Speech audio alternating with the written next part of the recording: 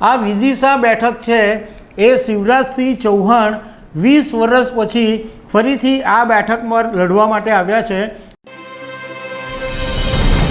નમસ્કાર દર્શક મિત્રો, મધ્યપ્રદેશમાં તાજેતરમાં જ્યારે વિધાનસભાની ચૂંટણી થઈ અને ભાજપે મુખ્યમંત્રી તરીકે શિવરાજસિંહ ચૌહાણને બદલે એમનું સ્થાન બદલી નાખ્યું, ત્યારે શિવરાજસિંહ ચૌહાણ નારાજ હતા અને તે વખતે બધા લોકો એવું કહેતા હતા કે કદાચ શિવરાજસિંહ ચૌહાણની કારકિર્દી પતી ગઈ છે, પરંતુ ભાજપે એમને આ વખતે મધ્યપ્રદેશની વિદિશા બેઠક ઉપરથી ચૂંટણી માટે ટિકિટ આપેલી છે।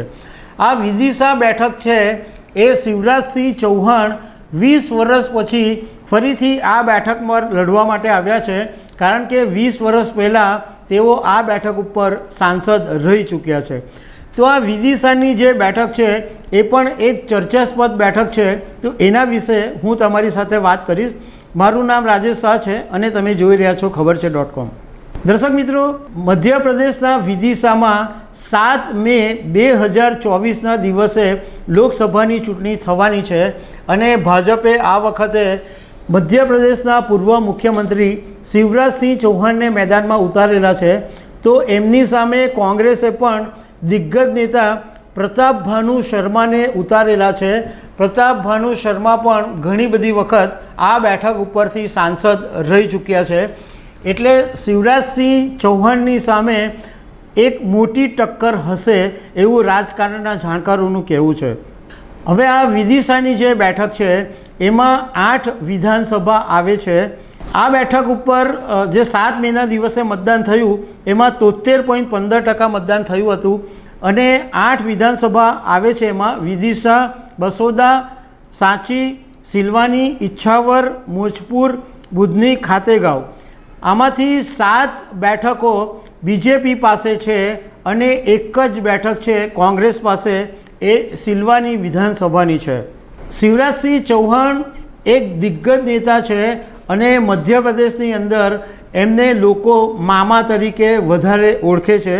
તો આ શિવરાજસિંહ ટોટલ 7 વિધાનસભાની ચૂંટણી જીતી ચૂક્યા છે અને 5 લોકસભા ચૂંટણી તેઓ લડી ચૂક્યા છે।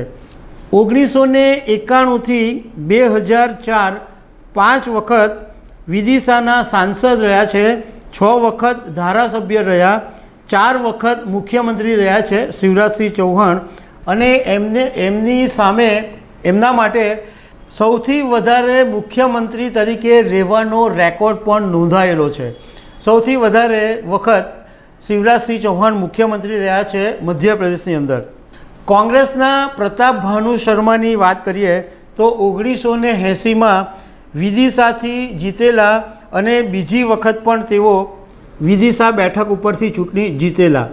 જો કે આમ જોવા જઈએ તો વિદિશાની જે બેઠક છે એ 35 વર્ષથી ભાજપનો ગઢ છે, એટલે એમ કહી શકાય કે ભાજપ આ બેઠક ઉપર અજેય છે। બીજું કે આ એક એવી બેઠક છે જેની પર દિગ્ગજ નેતાઓ લડી ચૂક્યા છે। ભારતના પૂર્વ પ્રધાનમંત્રી અટલ બિહારી વાજપેયી વિદિશાથી લોકસભાની ચૂંટણી લડી ચૂક્યા છે। સુષ્મા સ્વરાજ 2 વખત લડ્યા છે અને જીત્યા પણ છે, અને શિવરાજસિંહ ચૌહાણ 5 વખત આ વિદિશાની બેઠકો પરથી ચૂંટણી લડ્યા છે। આનો થોડોક રેકોર્ડ જોઈ લઈએ આપણે તો 1966ની અંદર જ્યારે આ વિદિશા લોકસભા બની ત્યારે પંડિત શિવ શર્મા ભાજપના જનસંઘ પાર્ટી ઉપરથી પહેલી વખત સાંસદ બનેલા। એ પછી 1971ની અંદર ભારતીય જનસંઘ પાર્ટીના રામનાથ ગોયંકા ચૂંટણી લડેલા। 1977ની અંદર જનતા પાર્ટીના રાઘવજી આ બેઠક ઉપરથી ચૂંટણી લડેલા। 1980માં કોંગ્રેસની ટિકિટ પર પ્રતાપ ભાનુ શર્મા જીતેલા। 1984માં પણ પ્રતાપ ભાનુ શર્મા કોંગ્રેસની ટિકિટ પરથી જીતેલા। 1989 પછીથી ભાજપ આ બેઠક સતત જીતતું આવ્યું છે। 1989માં રાઘવજી જીતેલા, 1991માં અટલ બિહારી વાજપેયી, 1991માં શિવરાજ, એ પછી 1998, 1999, 2004 શિવરાજ ચૌહાણ આ બેઠકો પરથી ચૂંટણી જીતેલા। 2009 અને 2014 દિવંગત નેતા સુષ્મા સ્વરાજ ભાજપની ટિકિટ ઉપર આ બેઠક જીતેલા અને 2019ની અંદર રમાકાંત ભાર્ગવ આ બેઠક ઉપરથી ચૂંટણી જીતેલા હતા. તો દર્શક મિત્રો, આવી અનેક વાતો સાથે અમે તમને મળતા રહીશું. Thank you very much.